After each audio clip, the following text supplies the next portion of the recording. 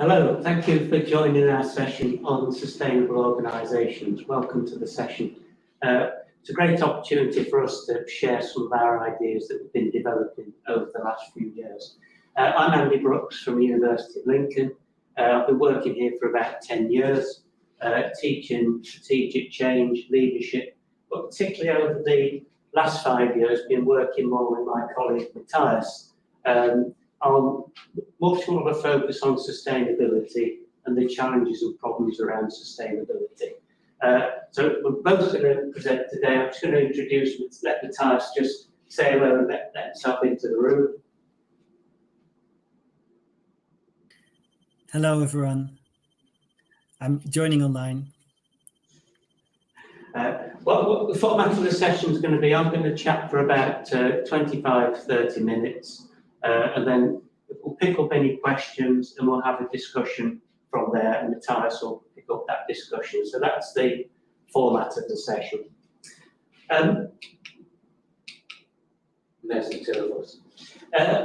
Really what we're looking at today is this problem of no more doing business as usual. And we've really all experienced, even in the last few weeks, the extent to which business as usual isn't working. And only 25 miles from where we are in Lincoln, experienced the hottest temperature ever experienced in the UK. So there's no getting away from the fact that whatever we're doing now isn't quite working, it's getting hotter.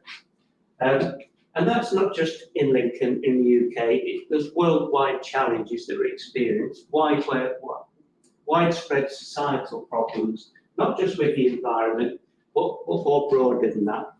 In terms of the change to the climate, it's estimated already that 150,000 people die every year as a result of changes to the climate. So it's clearly we're looking at major problems. When we look at the loss of ice on the Arctic, huge reduction, only 95% has gone, 5% left. So huge changes, that affects temperature, affects our climate. So huge changes already, and biodiversity loss, losing species at a hugely fast rate compared to the natural rate. 2,000 species estimated a year are lost from our environment. But it's not just about the environment, the sustainability challenges affect the social world as well. And even now, despite developments over the last 100 years, there's still a 20-year gap in life expectancy between high-income countries and low-income countries. And look, in terms of education equality, estimated well over 100 million girls just aren't able to attend school. So that embeds inequalities in society, reduces opportunities.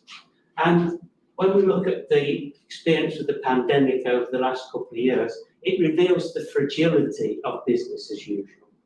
The fact that as a result of the pandemic, it's estimated that 160 million people more have entered into poverty. So business as usual is a problem, but it also reveals our fragility. Now, there's much work being done to set ambitious goals to solve these problems, but from a personal point of view, they feel quite distant.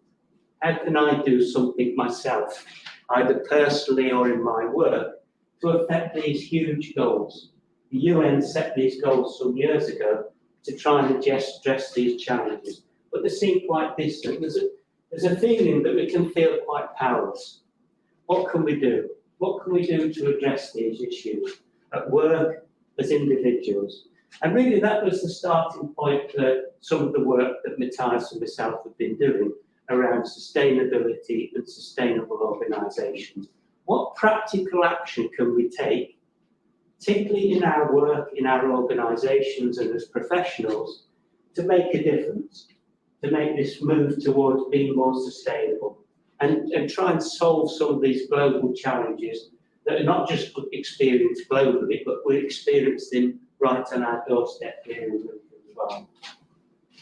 So we've been working probably 5 years now around exploring issues around sustainability, but particularly from an organisational aspect.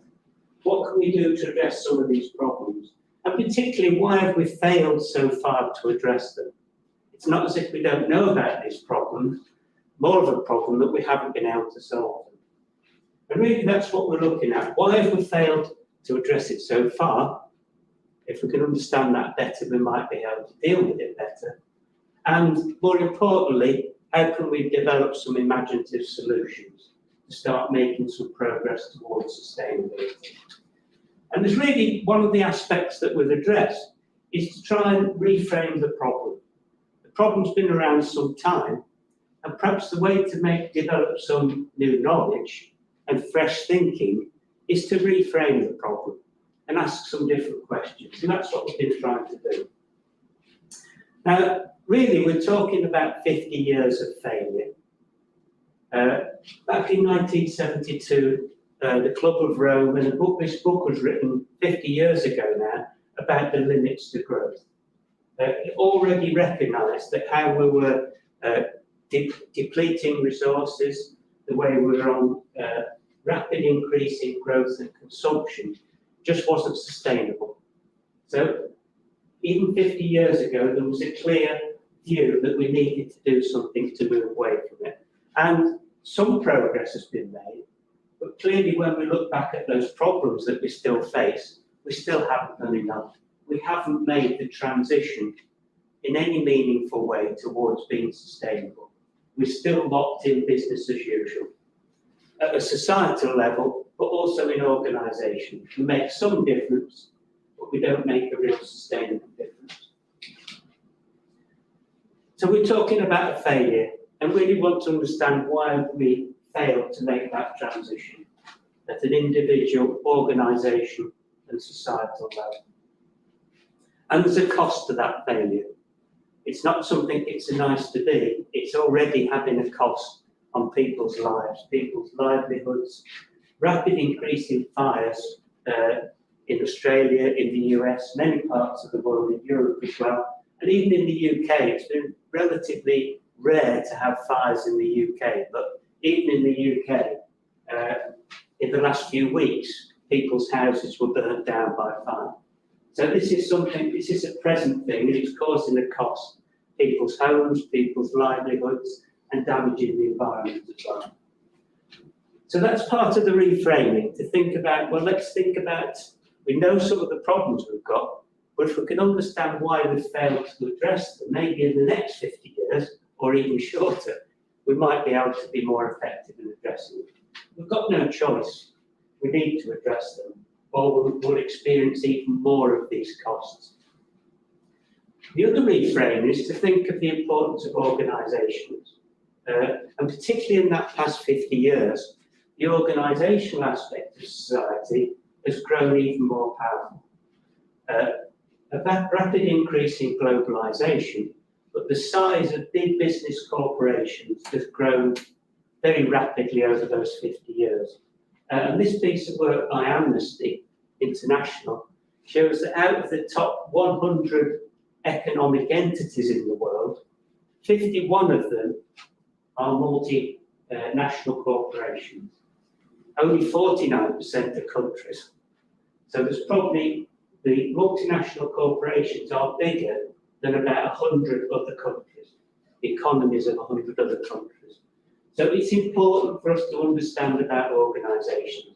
If we're going to make a transition as a society, we have to make a transition in the way we organise, the way we do business, the way we manage, the way we structure our organisation. And clearly there's been an impact. We're living in, maybe perhaps towards the end of the industrial age, where it's clear the impact of organisational activity, business activity, industrial activity, 170 years ago made virtually no impact on the world. But because of rapid growth in population, rapid growth in technology, we're now making a huge impact. And this is carbon emissions into the atmosphere is continuing to grow. That puts more energy into the environment, and that's where global warming comes from. So we've still got these problems to address. We need to make the transition away from these problems. What we need to think about is, Well, we've tried for 30 years perhaps to think about corporate social responsibility. Many organisations actually in their websites and their mission statements actually tell a very good story about sustainability and responsibility, but we've still got those problems. And one of the founders of the movement around corporate social responsibility, John Elkington, has recently revisited his initial work and said he really wants to record it. He came up with the idea of the 3 Ps, that organisations should think about profit, people and planet. And he said now that's wrong, the people and the planet should come first and then the profit. So we're even having to need to rethink now, what does it mean for businesses to be responsible and make that transition? So we've been looking at trying to understand why have we failed over these 50 years? Why have we failed as organisations and society to make this transition to sustainability and to even make a meaningful start on that journey? And we're offering 4 explanations of why that might be. I'm going to just chat briefly through those 4 explanations. These could be shaped in different ways, but we're offering them these four ideas. Firstly, about sustainability, it's become a rather empty concept. It's lost some of its value. It's really been taken up in some ways as PR in big organisations. So we see organisations saying they're doing a lot around sustainability, but when we drill down into that, it's often very much on the surface. It's some paint that's been put over the surface. And sustainability has become such a ubiquitous word. We all know about sustainability. It's got so many meanings that the central meaning becomes lost. It means so many things to different people. So sustainability itself is a problem as a concept. The other problem with sustainability is very much future focused, which that's a good aspect to it, that we want to leave the world in a better place for future generations. But often we're talking about targets for 2050. That gives the illusion that we've got time to do something, that we can leave it, that we can kick the can down the road, and we've got time to do something later. And that has led us over several years to put off really dealing and starting in a meaningful way with the transition. So when we look at dealing with these problems, maybe we need to reframe in a different way at an organisational, societal level. Maybe we need to think about present day unsustainability. Rather than future sustainability in 50 years, what is unsustainable now, and let's start dealing with that and solving it. That's something in the present day that we can do. What is unsustainable about the way we do higher education? We can start dealing with that now. We don't have to wait till 2050. And that unsustainability is existing in actually existing practices, processes, laws, the way we train people. It actually exists somewhere. We can do something about it. We can change the way we do things. And really, rather than thinking about this very broad, abstract thinking about future sustainability, we should be thinking about where we are now and making a transition from unsustainability and taking practical steps now to make a journey towards sustainability. The second idea that we've had, so we've got this idea of sustainability as a problematic concept, rather a woolly idea. But the next thing is about our diagnosis is often too shallow. We've got many complex problems, but if we don't really diagnose the problem, we're never really going to be able to come up with long-term, meaningful solutions. So these problems are complex. The world is big, huge interconnections between societies, global supply chains, cultures, communication. The world is getting even more complex with digital communication, social media. So the problems are complex. And these highly complex problems are difficult to diagnose. That doesn't mean we should try to come up with explanations and understanding. One of the things we've failed to do is failed to see the underlying systemic problems that cause many things like poverty, inequality, climate change, destruction of the wildlife and biodiversity, and all of those things. There's a number of underlying systemic problems, such as growth, consumption, free markets.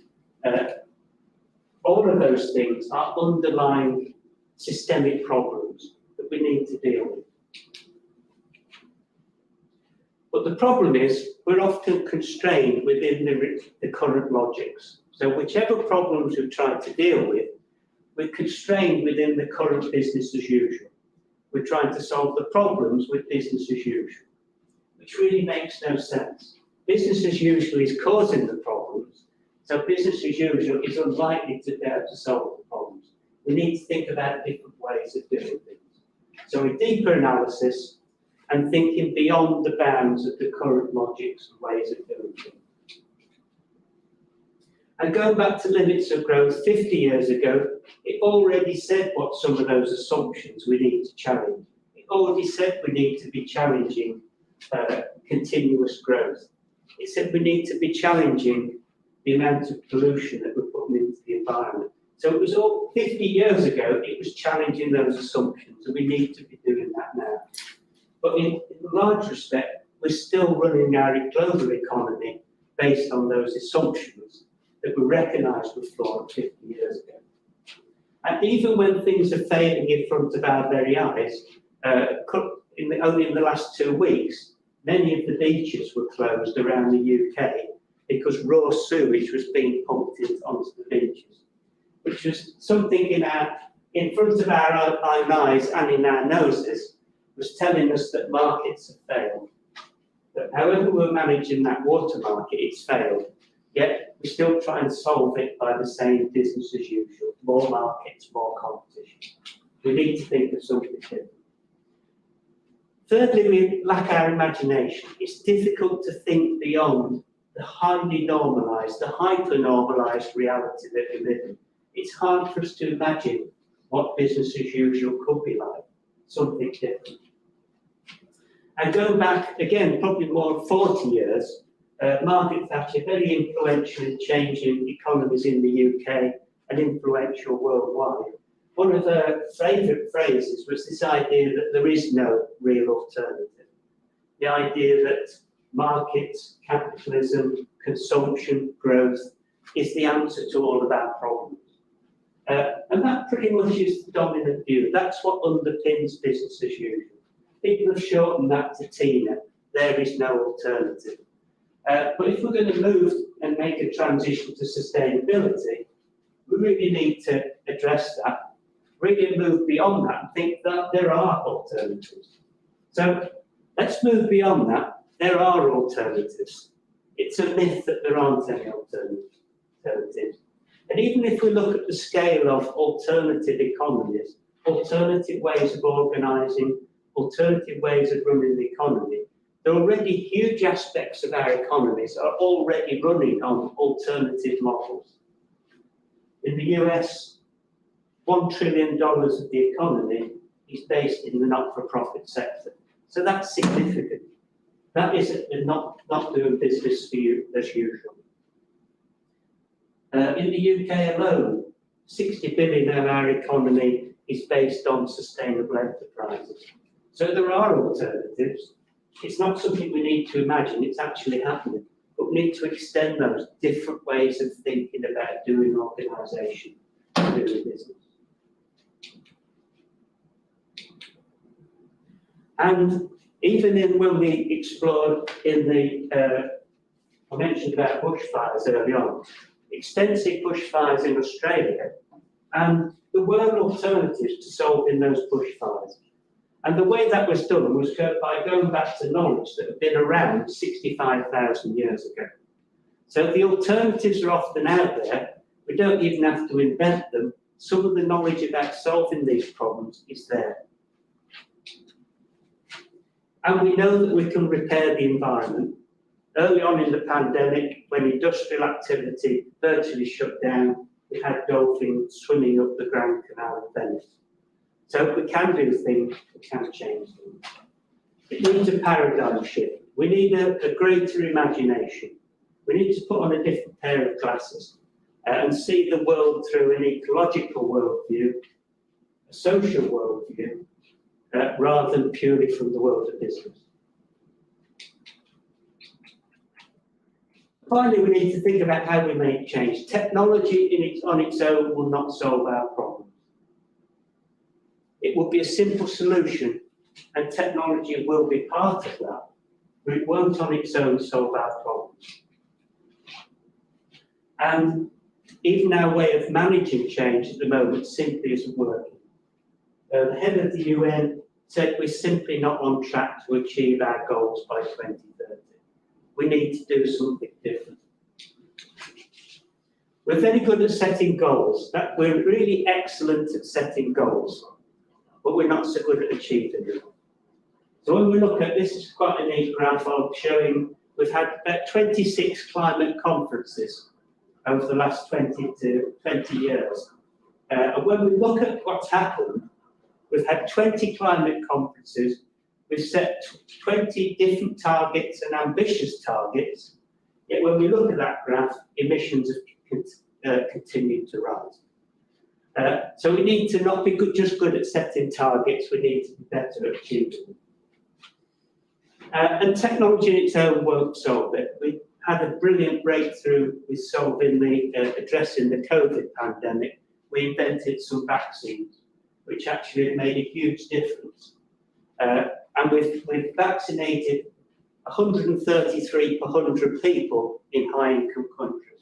So the technology is there, but our social technology isn't. Our structures and our inequalities are not there. And we've only got to take up, or we've only been able to vaccinate 4 people per 100 in low-income countries. So that's more than just the technology, it's about our social technology. It's about better systems to deal with that, a more sustainable and fair society. So it's different ways of doing change, not just about competition, not just about markets, it's about collaboration as well. It's about finding ways to collaborate these wide-scale global problems. But we don't need to be naive. We can't be naive. Even though we might be ambitious and many people recognise the need to move to sustainability, many people benefit from the status quo. Many people are generating great wealth and great benefit from the way things work now. And they're very resistant to change. In the US, $4 billion a year is spent in lobbying to try and influence business-friendly law. So our move and our transition to sustainability at an organisational level as well needs to recognise that it's a political activity as well. It's dealing with resistance, it's dealing with the blockages to achieving transition. And that means not being naive about that. So thank you for letting us share a few of our ideas around sustainable organisations. We do quite a lot of work around writing and our research around this, but we're also doing engagement sessions like this. We want to do more projects with organisations. And we're also, in our teaching, we've developed a brand new programme. It's a brand new MBA programme that starts later this autumn. And really picks up on all the themes that I've been chatting through today. And in some ways, the programme is shaped, we'll move that forward, the programme is shaped to deal with almost the ideas that I've carried on today. So we're looking at problematizing, theorising, better understanding of the problem. How can we create solutions? How can we bring about meaningful change?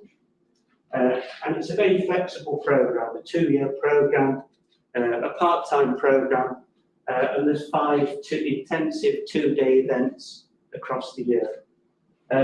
So if that's of interest, we've got a website through University Lincoln, so have a look at that and share that with any colleagues that you think might be useful. And we've already got the events on our website of when the programme starts and when the events are, so people can plan those into the diary. And we hope really that part of that is, as well as the research we're doing, that the teaching will contribute to this making the transition to society. In some ways, what Matthijs and myself are trying to do is make the transition ourselves. How can we make a transition in the way we do university, in the way we do education, in a way that's more sustainable? Thank you for listening to me there. I'm going to take a pause. Matthijs is going to come back into the room, and hopefully we can pick up some questions if there's been any questions, and we can pick it up from there. So thank you. Matthijs. Thank you very much, Andy, for your presentation. It's a very interesting and thought-provoking story about why we basically have failed with the sustainability agenda, and why, at the same time, why doing business as usual is no longer a possibility. So there's many implications, of course, resulting from your story in terms of how we look at organizational practices, how we look at the role of the individual in the organization. So what should we be doing as individuals? I guess most of the participants in this webinar will also be working in organizations, active in the workplace, so what we can do as individuals. And of course, as you also mentioned at the end, in terms of what the implications are of your analysis for our teaching in business schools. And I will check. So if there are questions from the audience, please come in. I will try to monitor, and we can jointly respond to these questions. So any kind of questions or comments, feel more than free to come in, and we are more than happy to take the questions. And in the meantime, it might take a bit of time, but so please do come in. In the meantime, let me just share some reflections on your analysis. So first, of course, it's very interesting because sustainability and sustainable organization, sustainable economy. But generally, sustainability has become such a buzzword, and has been attached to basically any kind of organizational practices and positions as an ideal for organization. So basically, basically every organization desires to run its practices in a sustainable way. And I think the interesting thing as well is there also in relation to your first point about basically sustainability basically being an empty term. It's also interesting how sustainability can be interpreted in a wide variety of ways, of course. So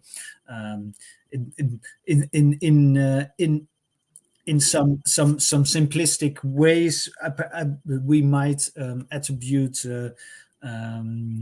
we might attribute the notion of sustainability to an idea of environmental sustainability first and foremost, and so this idea of sustainability as environmental sustainability might be almost implicitly present in the minds of people, but at the same time, of course, sustainable organizations entail much more than that. But at the same time, perhaps there is no direct or clear link between environmental sustainability or the role of the environment and the term sustainability itself. It might be that also gives rise to a more loose use of it. So the use of the concept for basically maintenance of the status quo. So as John Elkington of course, himself also pointed out that while his initial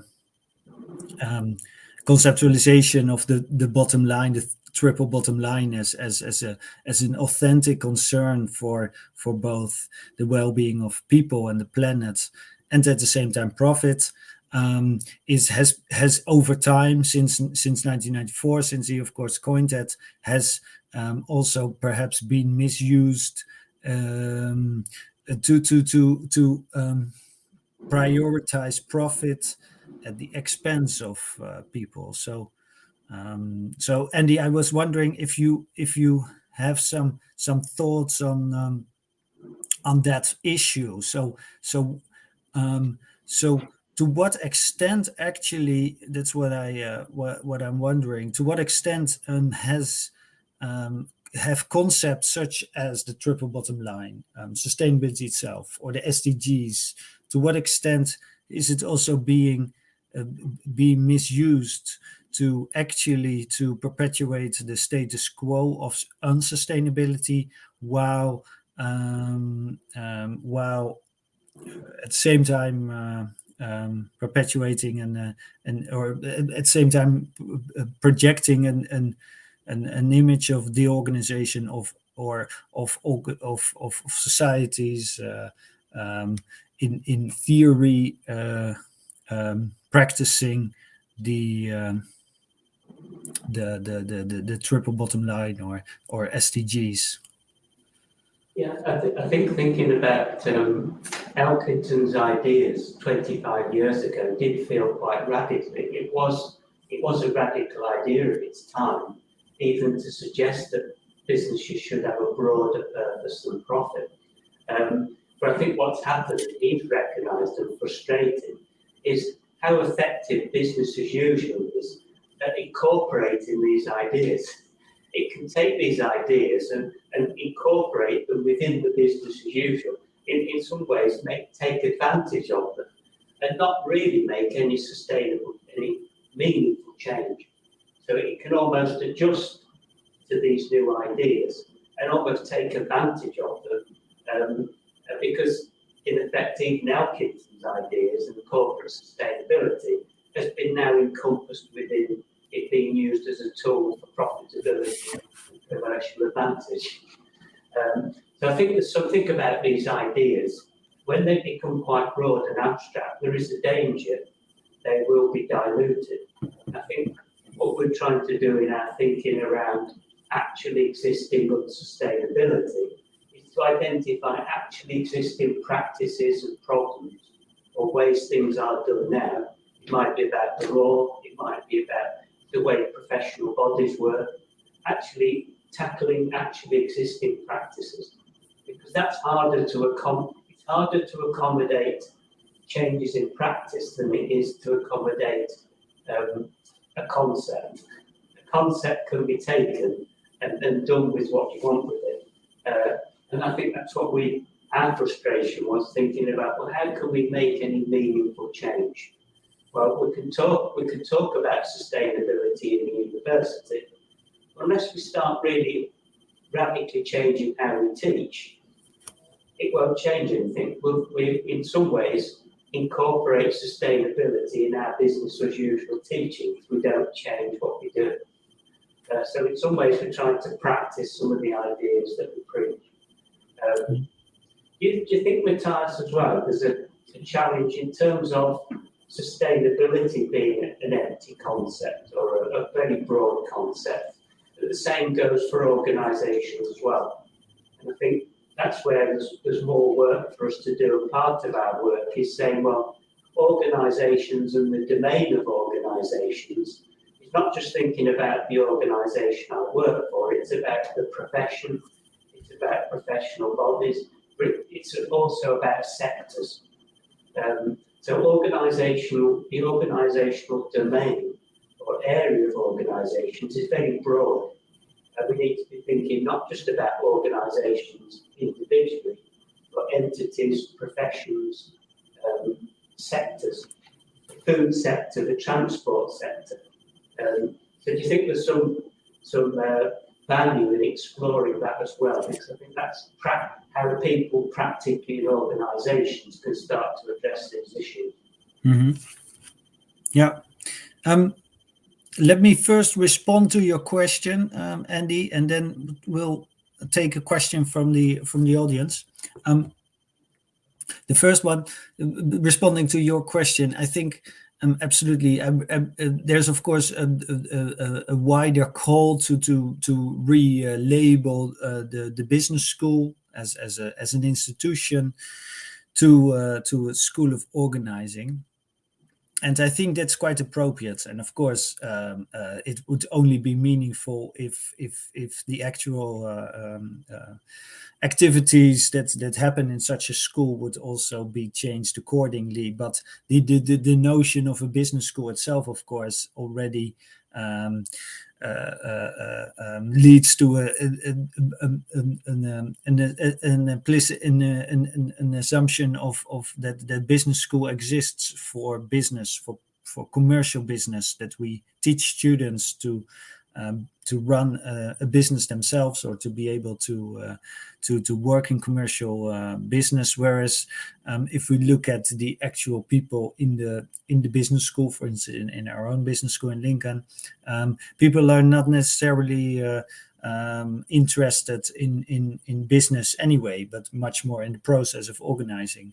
And so if we talk about sustainability and the global challenge actually that we have upon us to transform our societies and our economies towards a real sustainability or true sustainability, it is really an organizational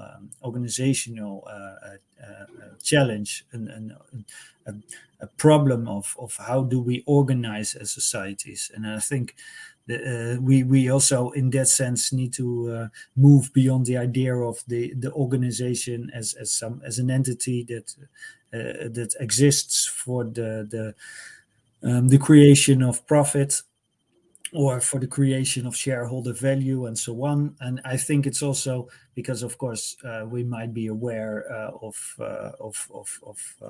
literatures and debates around, for instance, stakeholder models in response to the limitations of shareholder models, where shareholders is that what matters to organizations, and expanding it to a wider set of stakeholders, which I think in itself is a valid argument. But also I think it's important to understand that stakeholder models also has its limitations, and that I think the idea is that organizations do not just exist as static entities with a certain economic objectives to be pursued, but I think we can start to think much more broadly about organizing. So organizing for sustainability, and thinking about the role of human beings in terms of organizations as being able to give people the possibility to create meaning in their lives, to create a work, and so on. So, for instance, there is an organization in the Netherlands called Common Land, and so it's an organization that focuses on the restoration of broken land spaces. So what we have, of course, across the world is a process of desertification. So basically, lands becoming more and more deserts. And so this company is actively working with various other companies across the world to turn deserts into green lands, basically. But if you look at the goals of this organization, it's also extended towards not just the creation of business, of activities, but also very purposefully creating meaning, creating jobs, so social good, and so on. So I think we really have to move beyond this idea of organizations and start to think about how we can start to organize for sustainability, indeed. But let's take the question from Jamel Bassam. And his question is, how can technology benefit us in the sustainability of organizations? Do you want to take that first, or shall I go first, Andy? I'll make a start, and then if you can pick up the time. Yeah. I think this is not an either or. I think addressing sustainability and the problems of sustainability, making the transition, will be about technology, but it will be about social technology as well. I think we have to invent better ways of doing society and organising ourselves, but technology will have a part to play. But it can be very compelling. There's much more an emergence of electric cars, which is a technological solution, but it doesn't solve the whole problem. It's still based on a consumption model. There's still quite a lot of environmentally unfriendly materials and processes in producing electric cars, and it doesn't really transform our whole system. So we need to look at technology that enables a broad transition to sustainability. Technology that enables a transition to a sustainable transport system or a sustainable food system, rather than actually a small aspect of that to generate more wealth and income from electric cars. And I think technology is neutral in itself, but technology, as the mass industrialization, has been part of the cause of our sustainability problems, but it can also provide some solutions. So it's a complex mix of both technology, but also the social technology to deal with the problems as well. Yeah, and I would like to add there two things. The first, I think, technology has its obvious contributions to the transformation to sustainable organizations and the question of sustainability. So, for one example, is of course the COVID pandemic showed us very clearly how technology can help us to reduce carbon emissions. So before the COVID pandemic, we thought we needed to travel the whole world to do business and to go to conferences and so forth and so forth. And then the COVID pandemic came and we couldn't travel anymore. And we suddenly realized that there's actually a lot of things we can do online. So we don't actually have to take the plane and fly to America for whatever kind of meeting. So and that's just one example, of course, of a whole range of possibilities that technology can offer us. But what I also think and what I also observe is that, for instance, in the debate, in the public debate. So, for instance, in the Netherlands, where I'm coming from, there is a strong need to reduce the number of livestock, especially cows. In the Netherlands, there's too many cows, and they creates a lot of pollution. And you see especially from certain political angles, that they keep on emphasizing that innovation could help to create less pollution, so that it's actually not needed to reduce the number of livestock, and that we can just maintain the way cows are being bred and so on, and that technological solutions might help us to reduce or get rid of the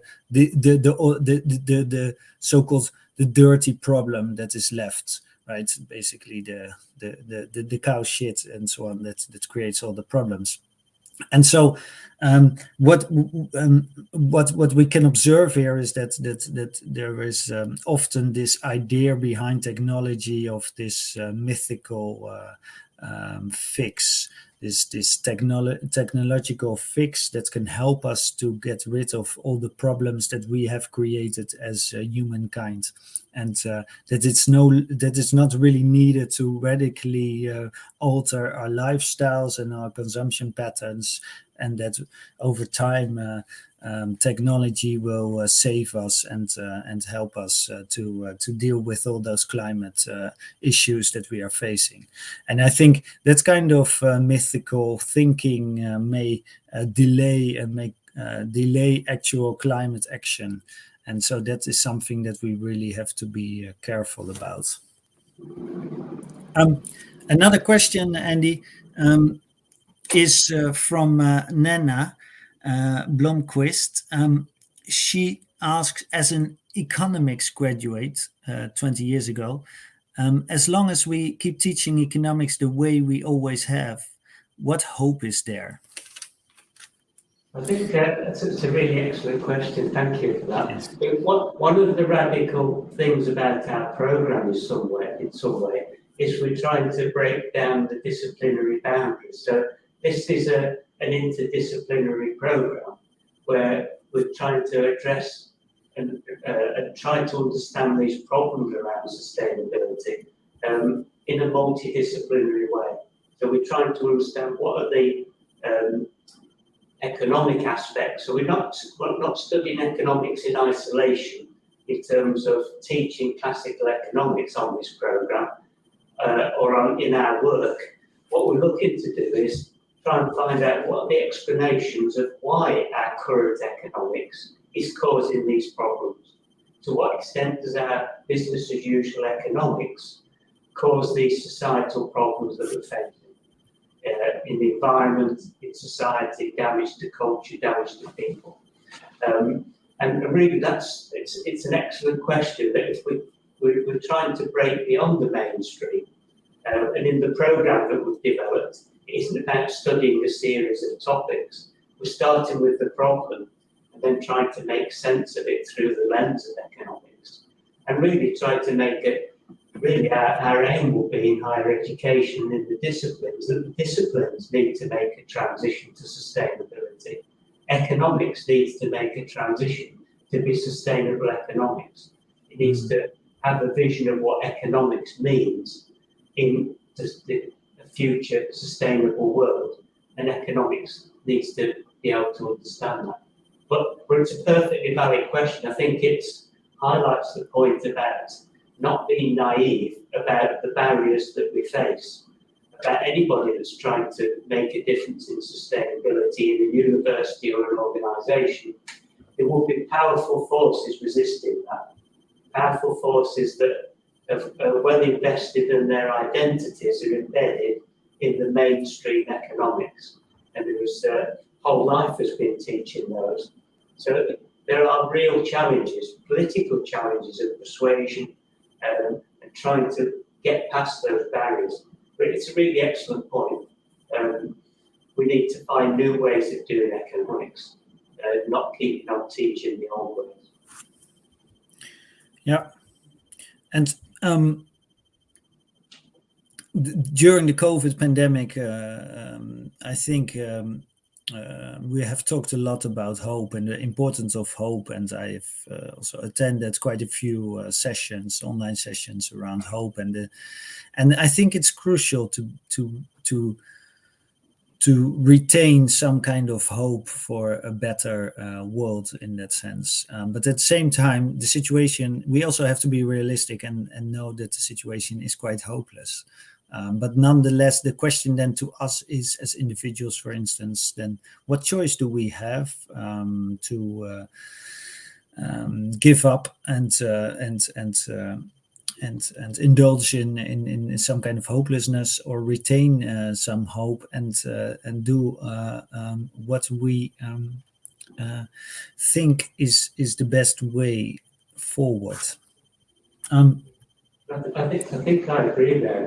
Going back to the economics question, sometimes when we think about economics, we think about the present day, contemporary economics, as if it's the only way it can ever be done and the only way it will ever be done in the future. Whereas economics as a history, it's a history of different eras, different ways of doing society and economics. So the current situation is only an era. We will move beyond this era. Now that will happen, but how much do we want to actively engage in making that happen? To move to a sustainable era from this carbon burning era, if you like, that we're in now, this consumption era. When people look back in the long-term history, we'll see it as an era.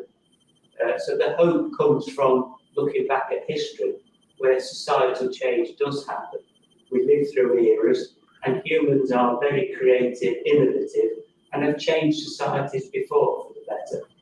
Brought in laws to constrain business activity, so it's better for the rest of society. So we have changed laws, we have changed the way we do economy in the past. Economic phases probably only last 30 or 40 years before they move to something else. So I think we need to think about the broader historical perspective. And for me, that's partly where the hope comes from, that these things will change. But we want to actively do that so it's in a fair and sustainable way. Yeah, thank you. Amen to that. Another question, very interesting again, is from Sophia. And Sophia says, I'm starting the course in October, which is wonderful to hear. Hi, Sophia. Do you think accreditations like B Corp are paving the way for a new way of viewing business? Your thoughts on that, Andy? I think there are some movements starting and different. This is almost a plug for next week's webinar. We've got a series of 3. Next week, we're talking about alternatives. Developing more of the ideas of different solutions, different ways of doing organisation. So there are different forms of business starting to emerge. They are part of our economy already, not particularly well known, but compared to the huge multinational corporations that are still working on a profit at all cost model, that are bigger than 100 of the other countries in the world, it doesn't make enough difference at the moment. So there need to be some way to pick up some of these alternative models and extend them. They need to be part of that transition, but at the moment they're too small. So in some ways it needs a broader thinking, a broader imagination, at political level, but senior decision makers in organisations and society as well, to genuinely make that transition, but using things like these alternative models as well. Absolutely agree. And it's also, in the end, what we see in any kind of social movement which has changed the course of history,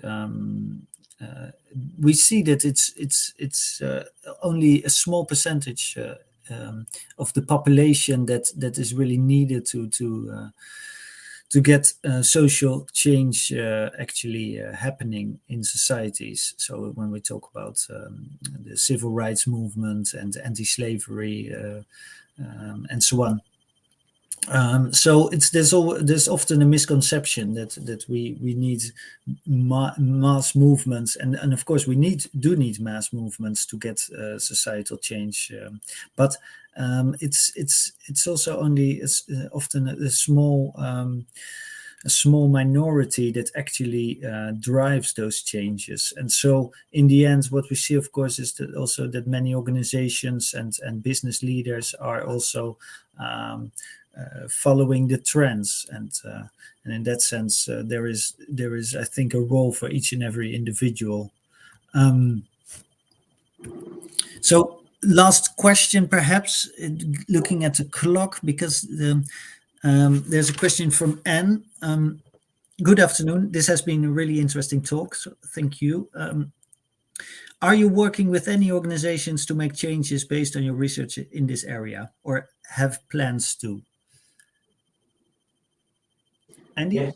Yeah, I mean, we are already engaged in some broader activities, but it's certainly part of our activity to move forward and engage with organisations, not just as part of our new programme, which we engage with organisations and they will have input to that, but want to engage more broadly, for instance, even in the local economy here, to try and develop some ideas to enable Lincolnshire to become sustainable. So yeah, this is about engaging with organisations to enable this genuine transformation to sustainability, and it can only come through engagement, practical action, and doing things on the ground. It's not just organisations, but also professional bodies as well. How can we how can we bring about a transition in HR to a sustainable HR profession.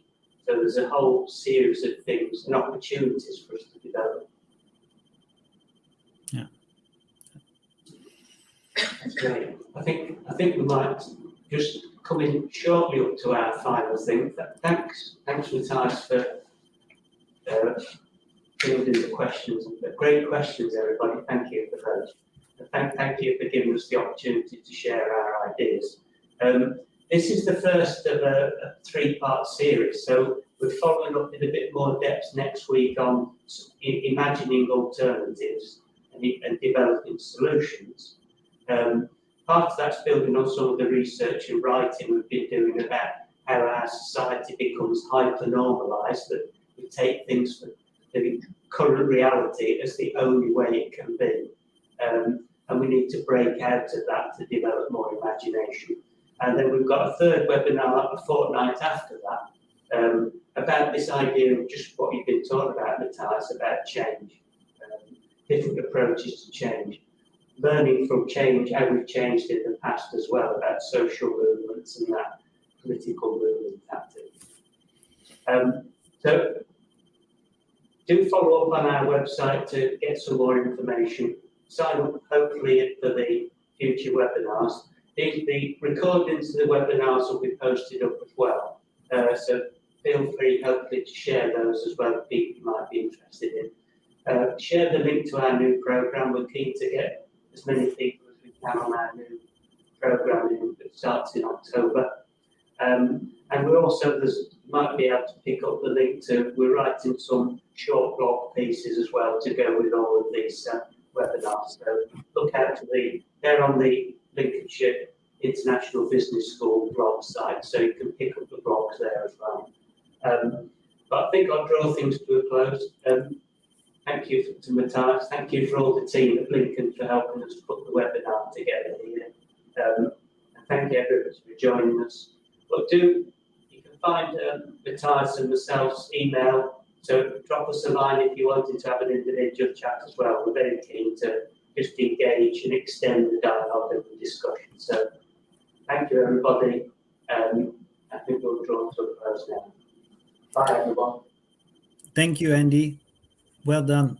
Very interesting.